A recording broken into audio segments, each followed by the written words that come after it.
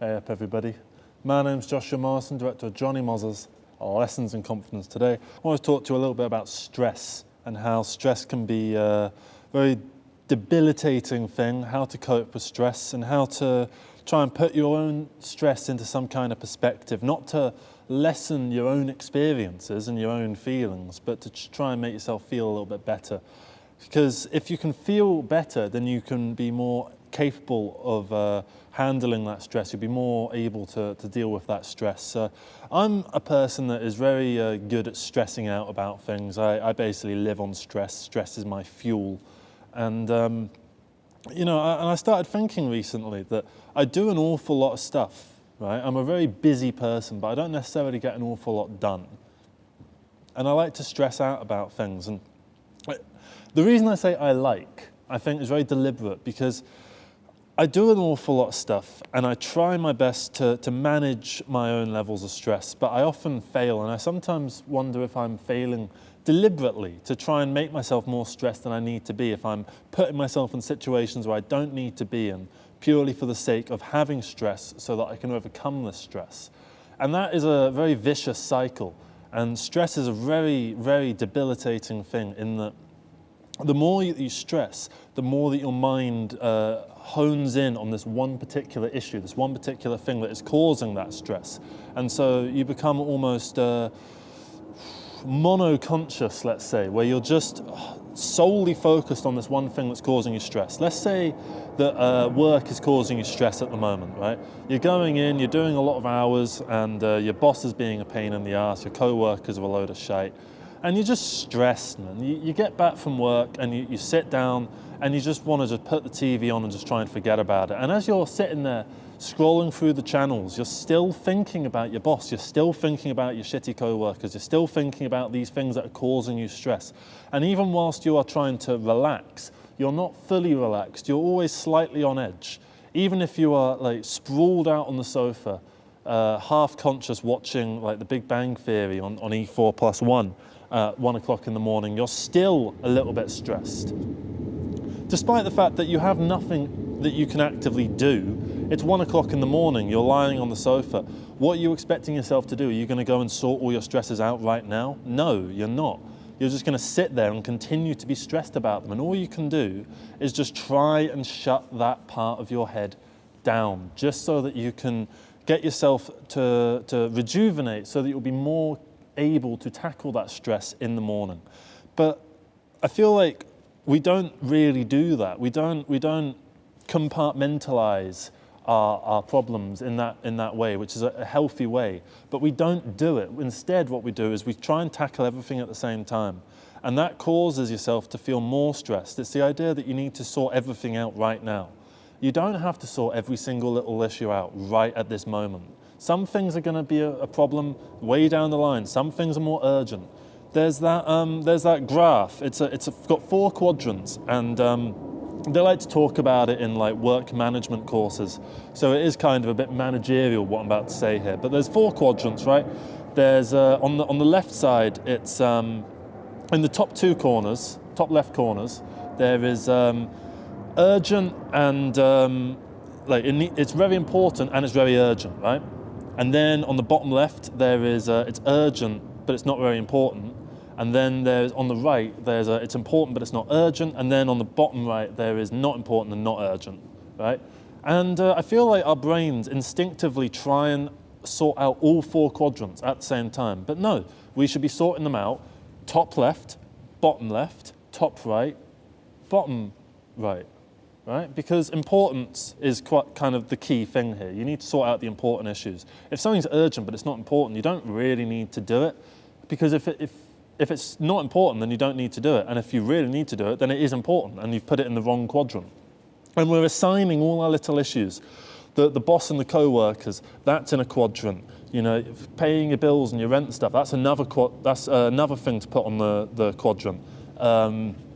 Your family issues, maybe like, I don't know, your sister is being a pain in the ass and like she's going to a mental hospital or something. That's another thing that you got to put in the quadrant. And then say your friends are going through a hard time and you need to put that in a quadrant because you need to sort of help your friends out and be there for your friends. And then trying to sort things out for your various passions. That's that's another bit of a quadrant. And then, I don't know, say finishing the latest series that you've started and you really want to finish it. That would obviously be in the bottom right thing. It's not urgent, it's not important, right? Maybe it'd be in the top right one because it's urgent, but you don't really need to do it.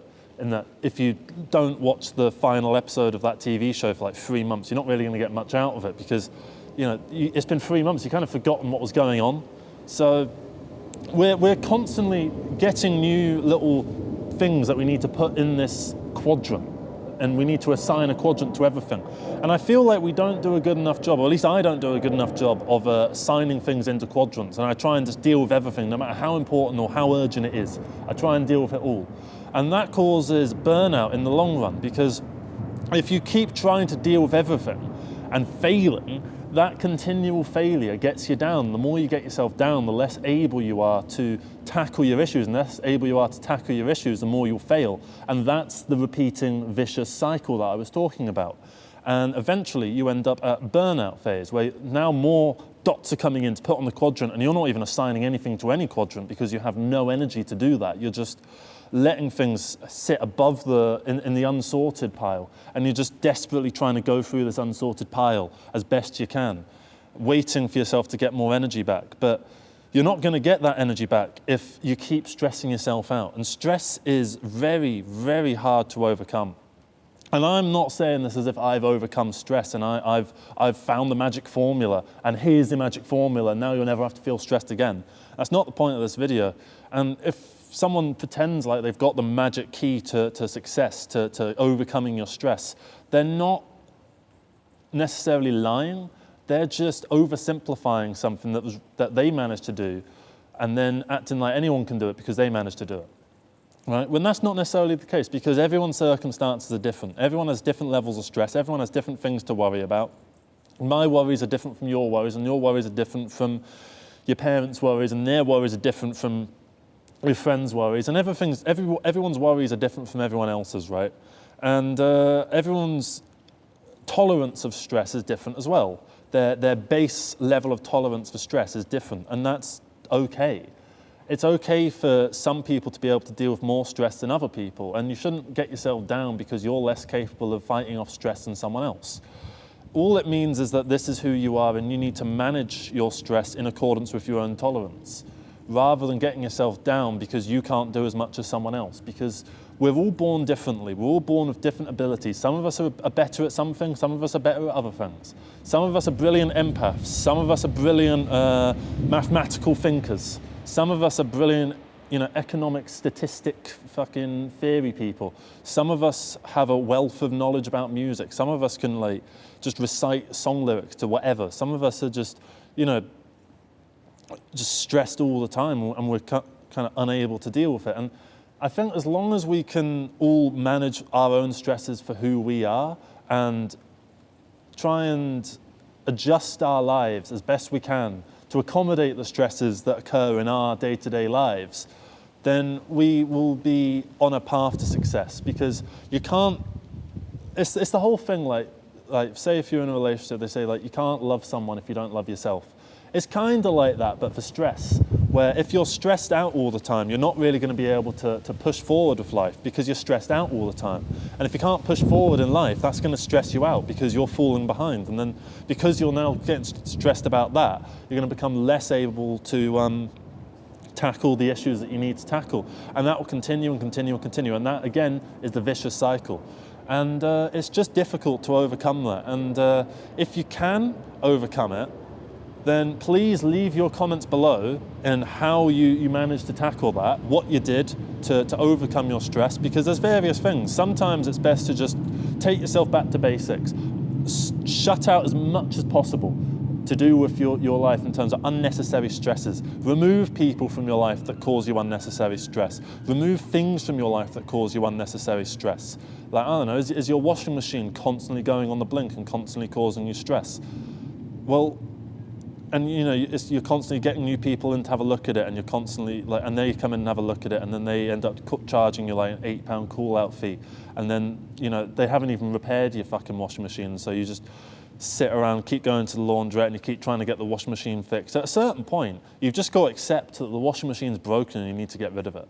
Because the more that you sit and try and fix a broken thing, the more you're going to stress yourself out, and the more that this washing machine will just overwhelm your life, and you won't be able to deal with other things in life. And it's only a fucking washing machine, for God's sake. You only need to just start going to the laundrette a little bit and maybe like save up until you can get another washing machine. Yeah, it's a pain in the ass, but you know, you're not saving yourself any money by spending all this money on calling fucking plumbers out to try and get this thing sorted out. It's just not how it works, right? And with regards to stress, it's part of the human experience to be stressed. It's part of the human because it's a survival instinct at the end of the day. I suppose it comes back to like when we were cavemen and that. You know, you've got I don't know, a mammoth that's coming around, and then there's a tiger that's about to eat your mammoth, and you know that mammoth is going to be your food source. That's causing you some stress. You need to go and kill the lion, and so you're sitting around like, how can we kill this lion? And it's causing you a load of stress. And that's something you would obviously have to tackle. You need to kill that lion, otherwise, you know, you're not going to get any food and you're going to die. So that's where our stress probably comes from in a very pop science, pseudo-scientific sort of way. But translate that to the modern day. The lion would be, you know, paying your rent, paying your bills, making sure that you've got a roof over your head. Those are stresses you can't hold off. Those are in the top left quadrant. Those are very important and they're very urgent, and you need to deal with them. And then there's some stuff, like, I don't know, the things that, you know, that are causing you stress that amongst your friends. Maybe a couple of your friends are causing you a load of stress and there's a bit of drama going on, and it's just keeping you up at night, like, what the fuck am I supposed to do about this issue? It's causing you stress. Well, it's not that you know, it's all well and good to just say, oh, don't let it cause you stress, because it's going to cause you stress no matter what, but you can try and shut these things down and focus on things that are more important and more urgent. And if you can try and do that, then you'll be on a path to something decent. And I know it's not easy. I know it's all well and good to just say, oh, but don't be stressed, because yeah, you're stressed now, and there's loads of things that are causing you stress, and you need to compartmentalize. Maybe get a list out. Maybe do the quadrants for yourself and just put like everything that's causing you stress right now. What's causing you stress? There must be so many little things that are causing you stress, because it's not just one thing that's causing you stress. Your boss is causing you stress, your co-worker is causing you stress, your family is causing you stress, your friends are causing you stress, your landlord is causing you stress. You know, all of these various little things are causing you stress. You've got money worries, you've got existential crises, you've got, you know, all of these various sort of things going on that are causing you grief, and you just need to try and compartmentalize them into urgent, important, urgent but not important, and not important and not urgent. And the stuff that's not important, it's not urgent, just don't worry about it, because even if it doesn't sort itself out, it's not important. And if it was important, then it wouldn't be in that quadrant. So that's basically the point of this video, is just to get you to think about what is causing you stress. And once you can figure that out, then you'll be in a more capable position to actually deal with the things that are causing you stress. And if you can do that, then you will be in a better position to actually tackle those stresses in question. And if you can do that, then you'll be less stressed in general, because there'll be less things that are causing you stress, because you're able to quench those stresses as quickly as they come in before you get overwhelmed by more stresses. So yeah, thank you very much for watching this video. I hope you have a good rest of the day. And yeah, I hope you managed to get something out of this video. And if you are a stressed out person, please put your comments below about your experience with stress. How did you overcome it? Obviously not like in general, because I don't expect you to be post-stress.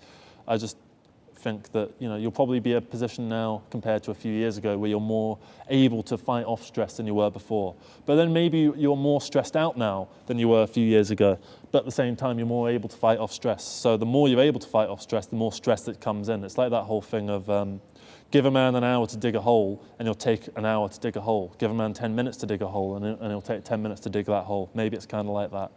I hope it isn't, because that's a little bit grim. And yeah, thank you very much for watching, everybody. Hope you have a good rest of the day. And yeah, take care, everybody. Bye-bye. Oh, the tailbone.